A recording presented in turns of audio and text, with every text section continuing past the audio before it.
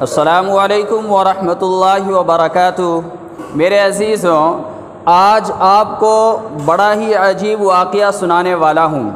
شاید سمجھ میں بھی نہ آئے، لیکن پھر بھی ریکارڈ کروا دیتا ہوں تاکہ آپ کو کبھی بھی سمجھ میں آئے تو انشاءاللہ بہت فائدہ ہوگا۔ جہاں تک مجھے امید ہے 80% کو سمجھ میں نہیں آئے، لیکن پھر بھی میں آپ کے بیچ یہ واقعہ پیش کرتا ہوں۔ ایک ہمارے دوست ہیں عبداللہ، ان کی خاصیت یہ ہے کہ کوئی بھی کام کو ادھورا نہیں چھوڑتا۔ ان کے نظروں میں کوئی بھی چیز آ جائے وہ جڑ تک پہنچتا ہے۔ اتفاق سے ایک اخبار ان کے ہاتھ میں آیا، ان میں یہ خبریں چھپی ہوئی تھی کہ ایک 80 سال کا بوڑھا زنا میں تہمت لگا تھا، ان کو پکڑ کر جیل خانے میں قید کر دیا۔ اب وہ میرے پاس بھاگ کر آئے اور کہا، مولانا صاحب بتائیے، ایسی امید تو نہیں لگتی ہے ان سے؟ بیچارے کے ماتھے پہ نماز کا نشان ہے، 80 سال کا ہو چکا ہے، یہ تو ایسی غلطی نہیں کر سکتا۔ میں نے کہا، ارے یار چھوڑو نا، کیا ضرورت ہے؟ وہ کہا، جی نہیں، میں اس کے جڑ تک پہنچ کر رہوں گا۔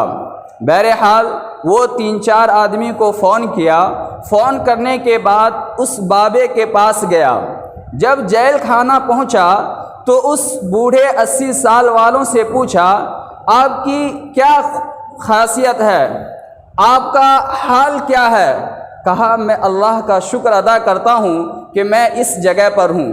تو وہ نوجوان جو عبداللہ تھا وہ حیرت کرنے لگا، آپ جیل خانے میں ہیں اور اس پر بھی اللہ کا شکریہ ادا کر رہے ہیں؟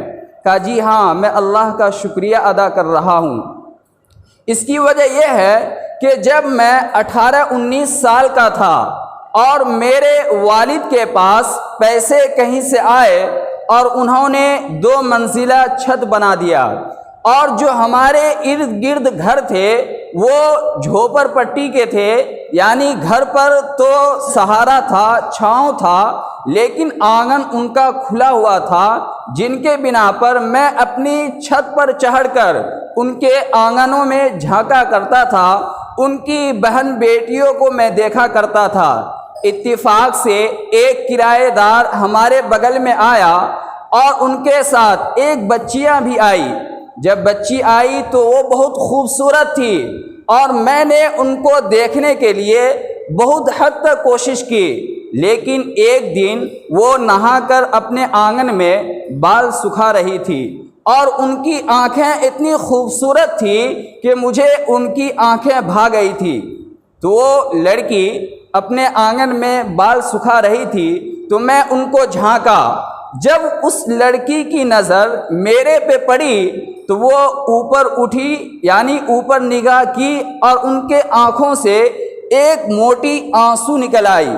ان کے بعد میرے اندر ڈر سما گیا اور میں اپنے روم میں آ گیا، یہاں تک کہ مجھے 4 روز تک بخار رہا۔ میں یہ سمجھ گیا کہ یہ ان کی بد دعا ہے، خاموشی بد دعا۔ ان کے بعد وہ 4 دن تک اپنے روم میں بخار سے تڑپتے رہے۔ پھر ان کی شادی ہوئی، بیوی بال بچے ہوئے، پھر انہوں نے اپنی بیٹی کی بھی شادی کر دی۔ شادی کرنے کے بعد میں رکشہ چلانے لگا اور لوگ مجھے بزرگ سمجھ کر اپنی بچی کو دیتے تاکہ ہم اسے اسکول چھوڑ جاتے۔ اتفاق سے دیکھیے، اسی بیچ میں ایک 18 سال کی لڑکی تھی اور وہ بھی بہت خوبصورت تھی۔ جب بھی وہ میرے رکشے پہ بیٹھتی میں ان کو پیچھے مڑ کر ایک نظر ضرور دیکھتا۔ ایک دن ایسا ہوا کہ ان کی سہیلی ساتھ میں نہیں آئی تو میں سوچا کہ ان سے میں کچھ بات کروں۔ یہ سوچا ہی تھا کہ وہ لڑکی اپنے ماں باپ کو جا کر شکایت کر دی اور ان کے رشتہ دار آئے اور مجھے طعن و تشنیع کر کے مجھے جیل خانہ بھجوا دیا۔ تو مجھے یہ احساس ہو گیا کہ یہ ان لڑکی کی بد دعا ہے جس کے آنکھوں سے آنسو نکلے تھے۔ میرے عزیزوں، یہ خاموشی بد دعا بہت زیادہ اثر کرتا ہے۔ ایک ہمارے استاد تھے، ان کے پاس ایک نوجوان آئے، کہا حضرت جی مجھے کوئی ایسا بد دعا بتا دیجئے کہ میں لوگوں کو دوں تو ان پر فوراً اثر کرے۔